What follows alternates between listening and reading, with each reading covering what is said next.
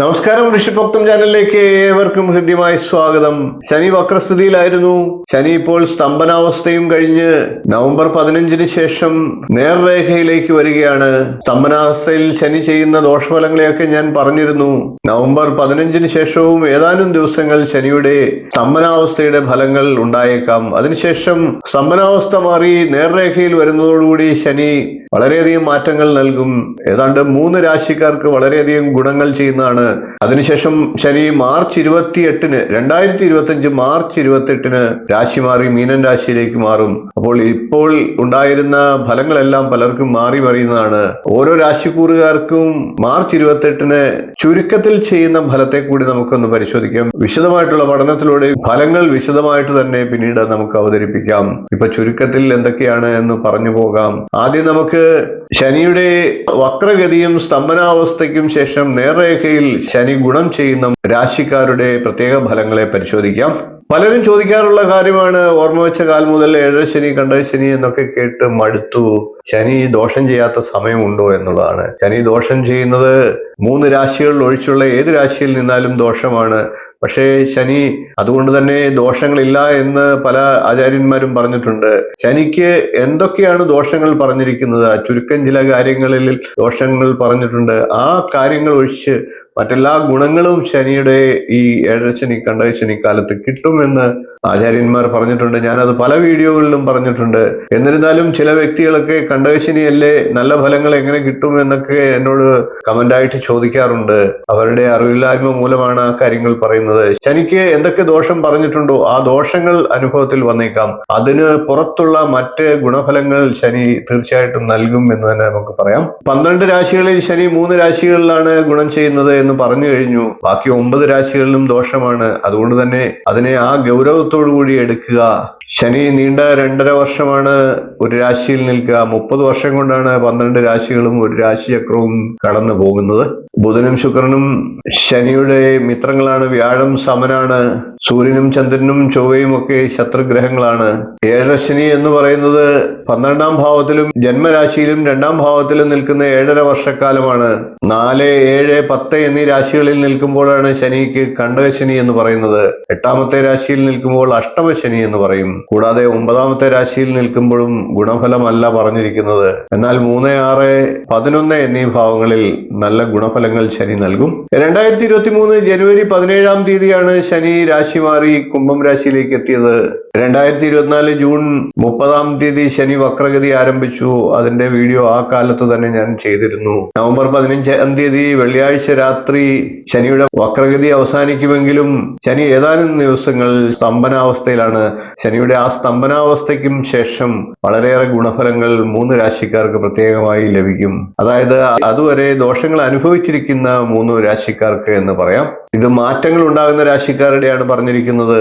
ധനു, കന്നി, മേടം രാശിക്കാർക്ക് ഇപ്പോൾ തന്നെ ശനി അനുകൂല ഫലങ്ങൾ നൽകുന്നതാണ്. അവരുടെ കാര്യമല്ല, മറ്റ് ദോഷങ്ങൾ അനുഭവിച്ചിട്ട് ഗുണഫലങ്ങളിലേക്ക് എത്തുന്ന 3 രാശിക്കാരെയാണ് പറയുന്നത്. 3-ാം ഭാവത്തിലെ ശനി, അതായത് ധനുക്കൂറുകാർക്ക് സ്ഥാനക്കയറ്റം നൽകുന്നതാണ്. 6-ാം ഭാവത്തിലെ ശനി, അതായത് കന്നിക്കൂറുകാർക്ക് പലവിധ സാമ്പത്തിക നേട്ടങ്ങൾ നൽകും.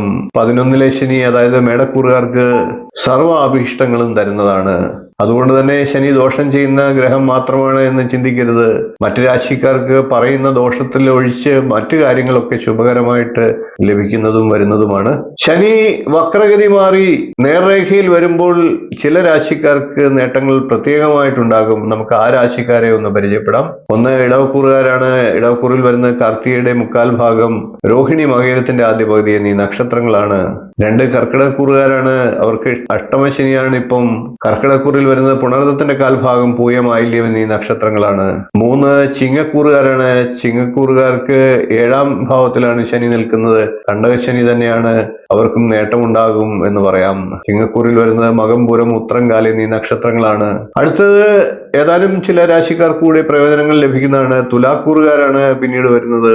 തുലാക്കൂറിൽ വരുന്നത് ചിത്രയുടെ 2-ാം പകുതി, ചോതി, വിശാഖത്തിന്റെ 1/4 ഭാഗം എന്നീ നക്ഷത്രങ്ങളാണ്. അടുത്ത വൃശ്ചികക്കൂറുകാരാണ്. വൃശ്ചികക്കൂറുകാർക്ക് കണ്ടകശനിയാണ്. അവർക്കും അനുകൂല ഫലങ്ങളെ ശനിയുടെ ഈ വക്രത്തിന് ശേഷമുള്ള നേർഗതി നൽകുന്നതാണ്. വൃശ്ചികക്കൂറിൽ വരുന്നത് വിശാഖത്തിന്റെ 1/4 ഭാഗം, അനിഴം, തൃക്കേട്ട എന്നീ നക്ഷത്രങ്ങളാണ്. അടുത്തത് മകരക്കൂറുകാരാണ്. മകരക്കൂറുകാർക്ക് ഏഴരശനിക്കാലമാണ്.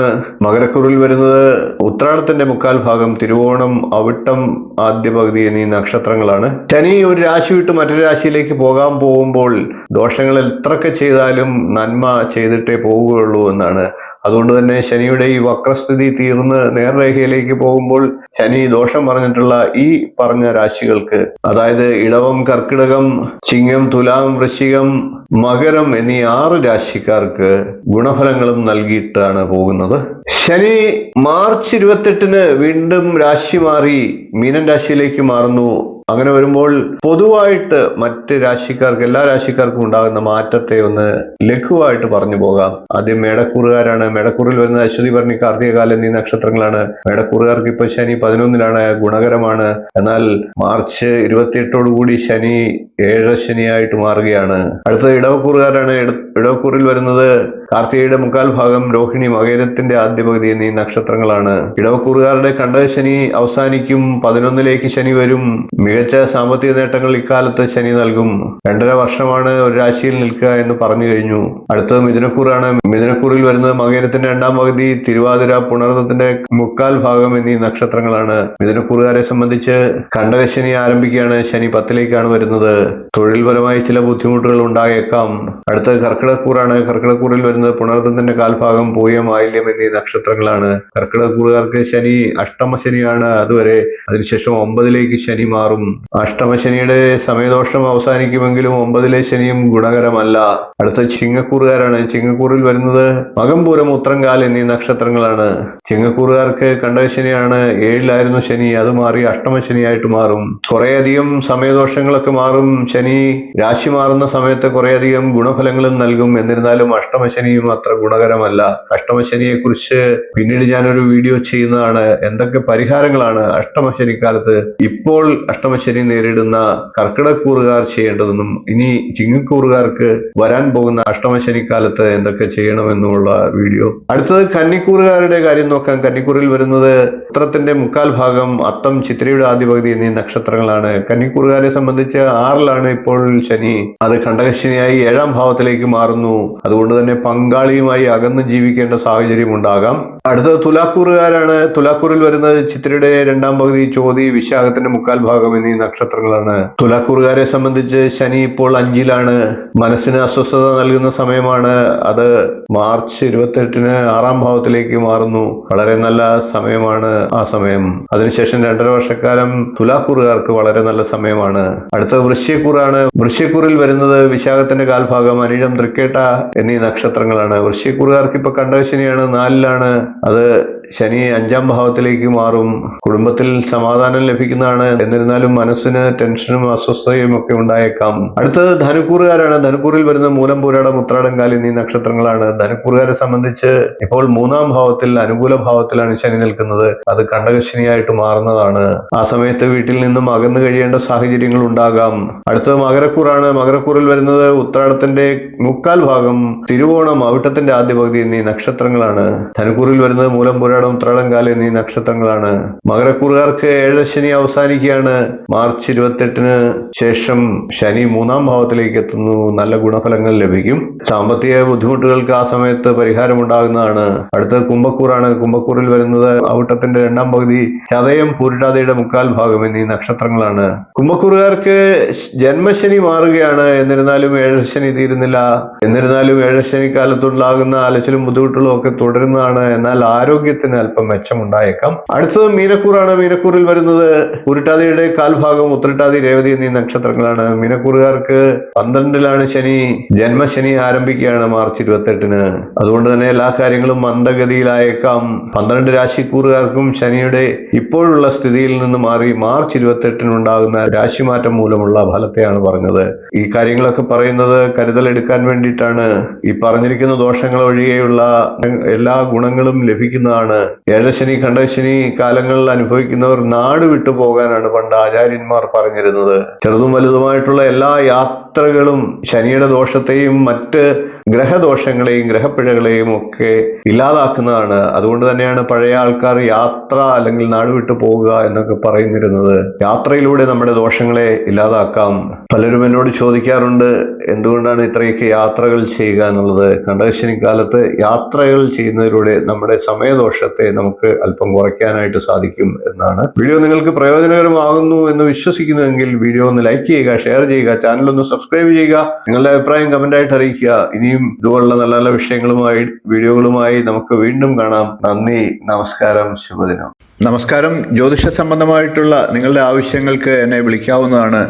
ജാതകം, പ്രശ്നം, മുഹൂർത്തം തുടങ്ങി ജ്യോതിഷപരമായിട്ടുള്ള എല്ലാ ആവശ്യങ്ങൾക്കും നിങ്ങൾക്ക് നേരിട്ട് വരാവുന്നതാണ്. അതുകൂടാതെ ഓൺലൈൻ കൺസൾട്ടേഷൻ കൂടി ഉണ്ടാകുന്നതാണ്. നിങ്ങളുടെ കുട്ടികളുടെ ജാതകം പരിശോധിച്ച് അവരുടെ വിദ്യാഭ്യാസം, അവരുടെ വിവാഹം, തൊഴിൽ എന്നീ കാര്യങ്ങൾ അറിയുന്നതിന് തീർച്ചയായിട്ടും നിങ്ങൾക്ക് ബന്ധപ്പെടാവുന്നതാണ്. അതേപോലെ തന്നെ വിവാഹ സംബന്ധമായിട്ടുള്ള കാര്യങ്ങൾക്കും പൊരുത്തപരിശോധനയ്ക്കുമൊക്കെ ആയിട്ട് ബന്ധപ്പെടാവുന്നതാണ്. ഗൃഹനിർമ്മാണം തുടങ്ങി നിങ്ങളുടെ ജീവിതത്തിലെ പ്രധാനപ്പെട്ട ചടങ്ങുകൾക്കൊക്കെ മുഹൂർത്തം കുറിക്കുന്നതിന് എന്നെ ബന്ധപ്പെടാവുന്നതാണ്. നേരിട്ടും ഓൺലൈൻ കൺസൾട്ടേഷനും ഉണ്ടാകുന്നതാണ്. ജാതകം എഴുതണമെന്ന് ആഗ്രഹിക്കുന്നവർക്കും നേരിട്ട് വിളിക്കാവുന്നതാണ്. ഓൺലൈനായിട്ട് അയച്ചു കൊടുക്കുന്നതാണ്. കമ്പ്യൂട്ടർ ജാതകം തയ്യാറാക്കിയും നൽകുന്നതാണ്. നിങ്ങളുടെ ഏത് പ്രശ്നങ്ങളും പ്രശ്നചിന്തയിലൂടെ കാരണം കണ്ടെത്തി പരിഹാരം നിർദ്ദേശിച്ചു തരുന്നതാണ്. കൂടാതെ വാസ്തു സംബന്ധമായിട്ടുള്ള കാര്യങ്ങൾക്ക് ടൈറ്റിൽ വന്നും കൺസൾട്ടേഷൻ ചെയ്യുന്നതാണ്. അതുകൂടാതെ തന്നെ ഓൺലൈനായിട്ടും കൺസൾട്ടേഷൻ ചെയ്യുന്നതാണ്. ഏത് ജ്യോതിഷം, വാസ്തു തുടങ്ങി ഏത് വിഷയങ്ങൾക്കും നിങ്ങൾക്ക് എന്നെ ബന്ധപ്പെടാവുന്നതാണ്. ഓൺലൈനായിട്ടും നേരിട്ടും ബന്ധപ്പെടാവുന്നതാണ്. എന്റെ സേവനം നിങ്ങൾക്ക് ആവശ്യമുണ്ടെങ്കിൽ തീർച്ചയായിട്ടും താഴെ കാണുന്ന നമ്പറിൽ ഒന്ന് ബന്ധപ്പെടുക. നമസ്കാരം.